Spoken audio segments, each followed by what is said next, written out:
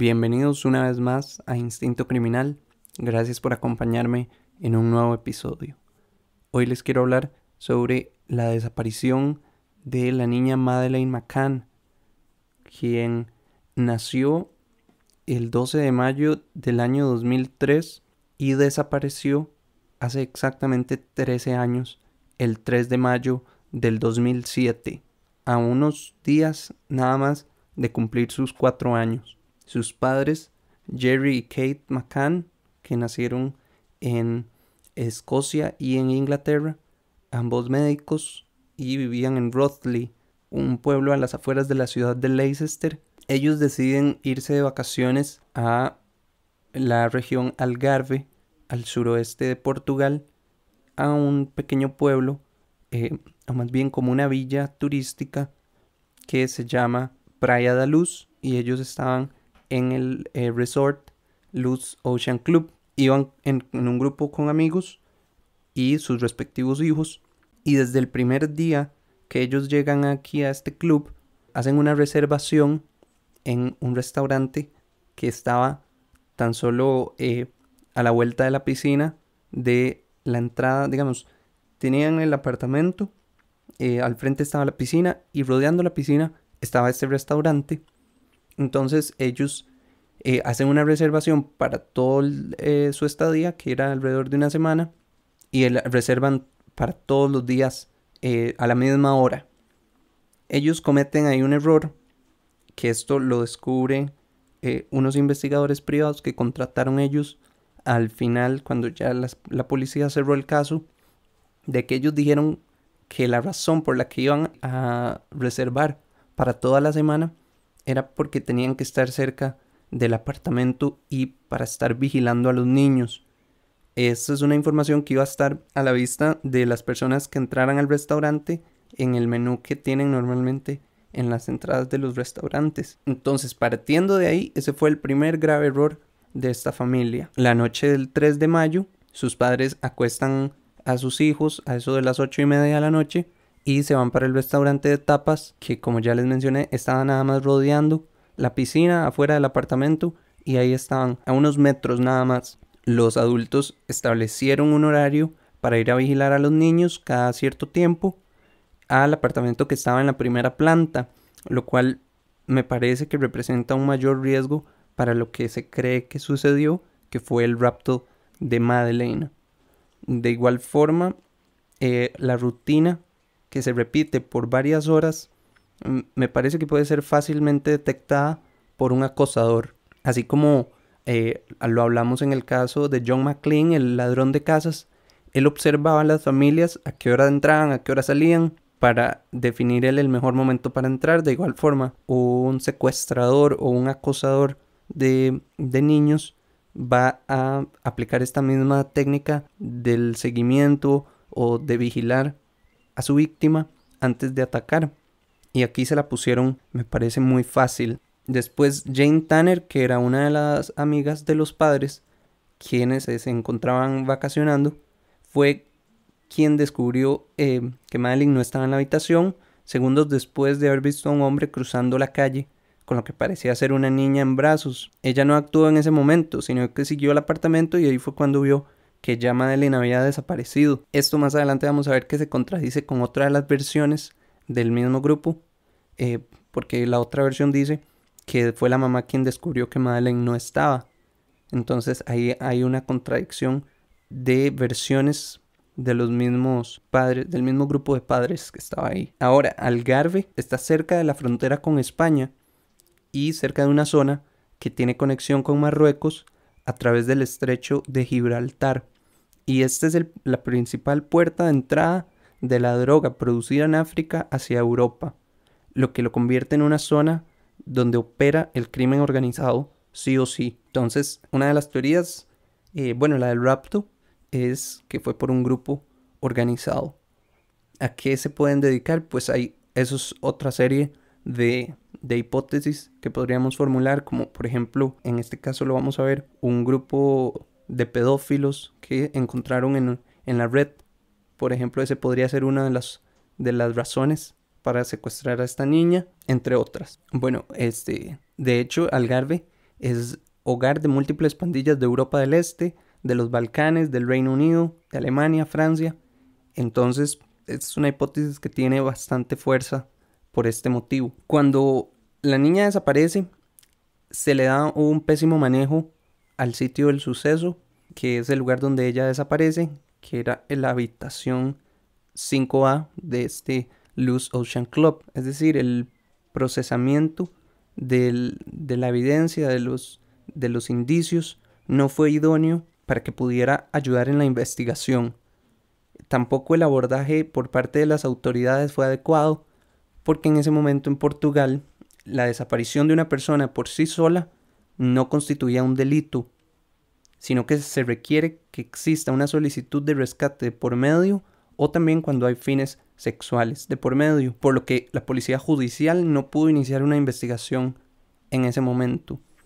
Aún así, muchas personas se involucraron en la búsqueda, incluyendo a la policía canina. Las circunstancias de este caso llamaron la atención masiva de los medios de comunicación y obtuvo cobertura mundial. Y es que si lo pensamos, el hecho de estar de vacaciones en otro país y que desaparezca una niña debe ser desesperante para los papás.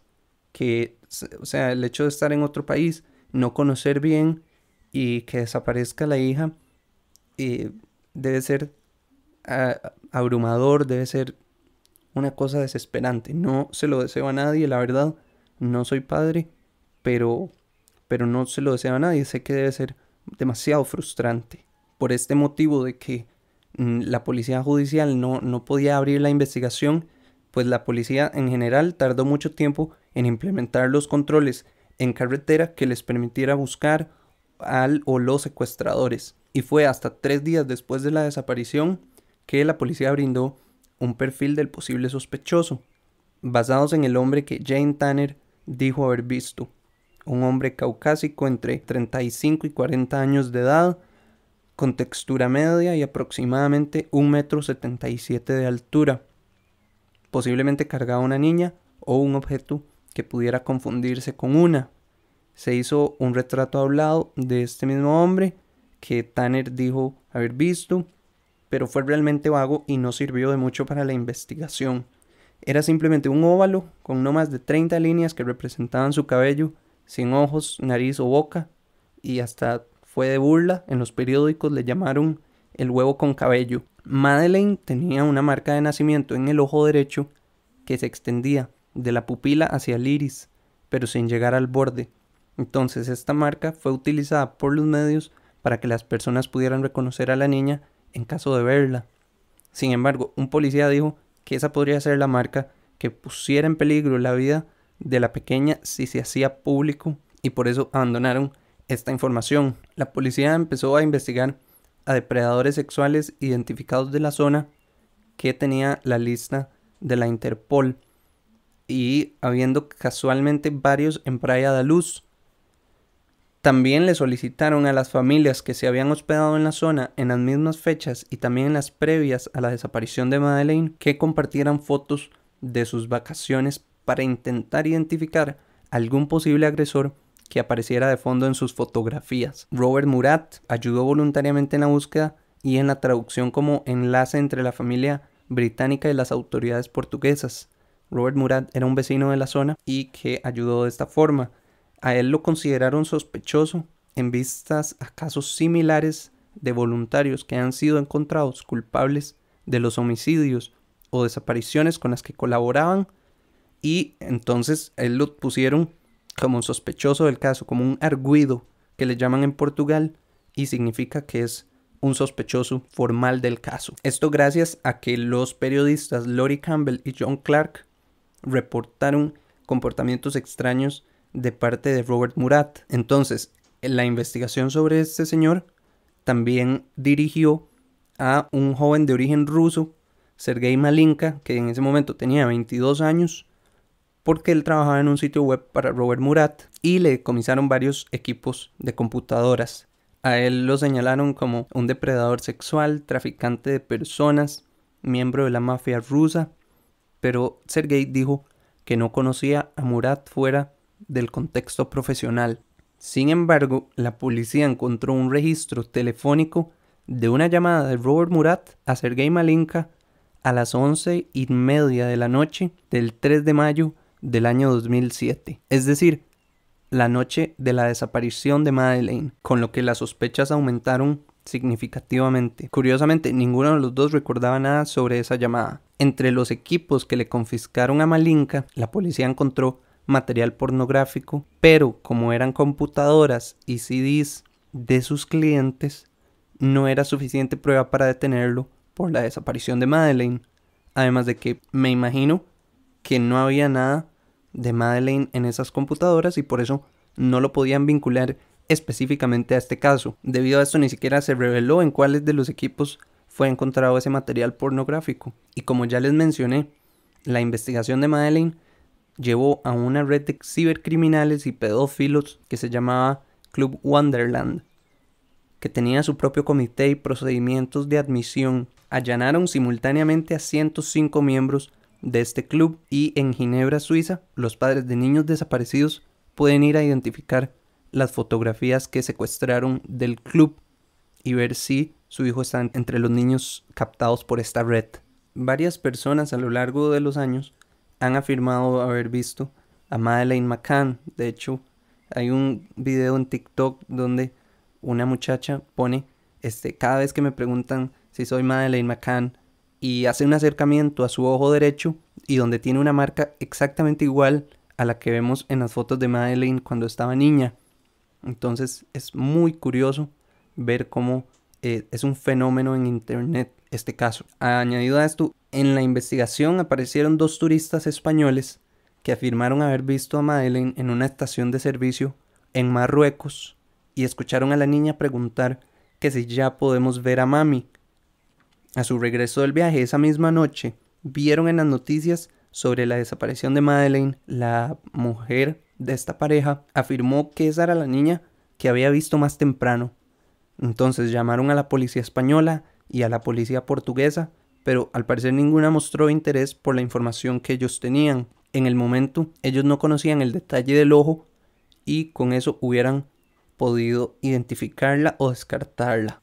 Bueno, llegó un punto en el que la policía, además de que se cansó de buscar a la niña sin ningún tipo de resultado, también se encontraron las contradicciones que ya les había mencionado en las versiones del grupo. Entonces replantearon la investigación enfocándose en esas contradicciones sobre la cronología que habían explicado el grupo de amigos de los McCann para vigilar a los niños, y la nueva línea de investigación iba dirigida a indagar el círculo íntimo de los McCann. Entonces, haciendo una recopilación de lo que sucedió en la noche de la desaparición, la policía llegó al sitio unas 4 horas después de la desaparición y en el apartamento habían unas 20 personas. Por esa razón es que digo que el sitio del suceso no fue controlado adecuadamente a tiempo, además de que la policía llegó bastante tarde y muchas personas habían manipulado el sitio. La primera contradicción es que Jane Tanner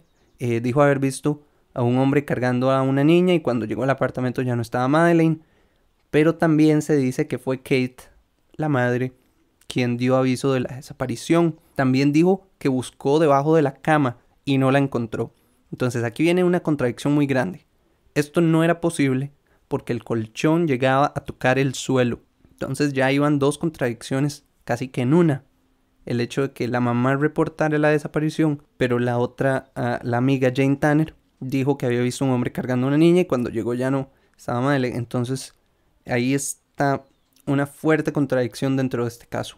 También la mamá indicó que la ventana de la habitación estaba abierta y ella pudo haber salido por ahí, pero cuando la policía llegó al sitio la ventana estaba cerrada. Igualmente, en esa ventana solo encontraron la huella de la palma de la mano de Kate McCann, la mamá de Madeleine. Con todo esto, la policía trae a la investigación a 2 perros, uno especializado en la búsqueda de cadáveres humanos, llamado Eddie, y otra especializada en detectar sangre humana, llamada Kila. Los 2 fueron llevados al apartamento 5A por separado cada uno, y ambos dieron alerta positiva por medio de sus ladridos. La señal fue positiva en la habitación de los padres, cerca de una esquina del armario y cerca de la puerta del patio por un sofá. Eddie también encontró el peluche de Madeleine, el cual cargaba a su madre casi siempre desde que desapareció la niña, indicando que Kate pudo haber tenido contacto con el cadáver de su hija. Cuando se informó a la prensa sobre los indicios encontrados que señalaban a una posible muerte de la pequeña Madeleine, impactó de gran manera al público que apoyaba a los padres. El guía canino Martin Grime también inspeccionó todos los vehículos usados por la familia McCann y los de sus amigos involucrados, así como los de la familia de Robert Murat. Eddie no encontró nada en los vehículos, pero al final dio una alerta positiva sobre la puerta del conductor del auto de alquiler que los McCann rentaron 25 días después de la desaparición de la niña. Esto en la puerta del conductor. Los caninos también examinaron múltiples pertenencias de los McCann en otra localidad para que fuera imparcial. Eddie dio alerta positiva en unas prendas pertenecientes a la madre, un pantalón y una blusa. Se procedió a recolectar muestras de ADN en estos sitios y objetos donde el canino daba positivo para verificar que coincidiera con el de Madeleine. Entonces ahí la mayor sospecha consistía en que el cuerpo de Madeleine podía haber sido transportado en el vehículo que fue rentado por Jerry y Kate hasta 25 días después de la desaparición, lo que hizo formular la hipótesis de que habían mantenido al cadáver en algún refrigerador, lo cual parece imposible, porque desde el día cero de la desaparición de la pequeña, tanto Jerry como Kate McCann pasaban horas de horas frente a los periodistas, o sea, no tenían oportunidad de escabullirse para deshacerse del cuerpo o esconderlo. Sin embargo, los periodistas continuaron escribiendo sus reseñas acusativas en contra de los McCann y de cómo drogaban a sus hijos para dormir, pues se les cuestionó el hecho de que los gemelos siguieran durmiendo en medio del ruido que había en el apartamento tras la desaparición de Madeleine. Jerry y Kate admitieron haber suministrado Calpol a su hija para ayudarla a dormir. Calpol es un medicamento utilizado para aliviar el dolor y la fiebre de los niños, y la recomendación del fabricante es no suministrar el medicamento por más de 3 días sin informar a un médico. Como ambos son médicos de profesión, pudieron haberse tal vez confiado de sus conocimientos y provocar una sobredosis en la pequeña Madeleine. Entonces, hasta ese momento, la hipótesis de la policía judicial portuguesa era la siguiente: muerte accidental de la niña el 3 de mayo del 2007. El horario para chequear a los niños fue un invento. Escondieron el cuerpo de la hija quizá en un refrigerador hasta otro momento cuando la fueran a transportar en el auto alquilado. 25 días después de la desaparición, los medios y la policía empezaron a presionar a Kate para que confesara y le iban a dar un trato de 2 años en prisión como máximo. Fue declarada junto con Jerry arguidos del caso, lo cual, como ya lo mencioné, es en Portugal una denominación muy clara. Sospechosos formales en septiembre del 2007. Fueron señalados de negligentes por dejar a sus hijos solos y tras la presión de los medios decidieron huir de Portugal, siendo igualmente cuestionados. También les encontraron una jeringa en la habitación, lo que reforzaba la hipótesis sobre la sobredosis. La prensa, que es especialista en eso, se encargó de crear varias teorías, como por ejemplo que habían quemado el cuerpo o lo habían tirado al océano y por falta de pruebas los iban a obligar a confesar. La policía del Reino Unido fue la encargada de realizar las pruebas de ADN de las muestras que se habían recolectado de las zonas donde los caninos habían dado alerta positiva. No fue posible realizar la comparación de las muestras de ADN porque eran demasiado ligeras, o sea, no eran lo suficientemente robustas para permitir los resultados, ya fueran negativos o positivos. Entonces la policía de Portugal habló de manipulación de resultados, pero el hecho es que la alerta de un perro sin evidencia física e independiente que la respalde no significa nada. De esta forma, en julio del 2008, los cargos fueron retirados en contra de los McCann y el caso fue archivado. A partir de ese momento, la policía dejó de buscar a Madeleine McCann.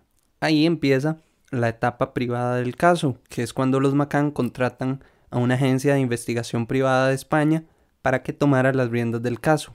Ellos siguieron el rastro de los ya indagados Robert Murat y Sergei Malinka sin obtener resultados de sus seguimientos. Sin embargo, los investigadores descubrieron un fenómeno que se estuvo dando en la zona, con personas que se hacían pasar por representantes de un orfanato cerca de Praia da Luz, que pasaban recogiendo donaciones por las calles del pueblo. Cuando se investigó el supuesto orfanato, no fue encontrado ninguno en la zona, dando pie a la creencia de que sería una buena actividad cubierta para pedófilos. También descubrieron lo que les mencioné al inicio, que al hacer la reserva en el restaurante de tapas el primer día de sus vacaciones, dijeron que la razón era que debían estar cerca del apartamento para vigilar a los niños, y esta información podía ser vista por quien visitara el restaurante. Dichosamente, esta investigación privada también condujo a una red de pedofilia y alrededor de 13 arrestos. Y para terminar, quiero darles las recomendaciones que me parecen son las pertinentes para un caso como este. Si usted es padre o madre de familia y decide irse de vacaciones con su hijo o con sus hijos, debe asumir la responsabilidad de cuidarlos todo el tiempo. De otra forma, tiene la posibilidad de planear unas vacaciones únicamente para adultos donde no tenga que preocuparse por cuidar niños. Me parece, sin ser padre, que eso es lo que sería correcto. Gracias por acompañarme en un nuevo episodio y nos escuchamos en la próxima.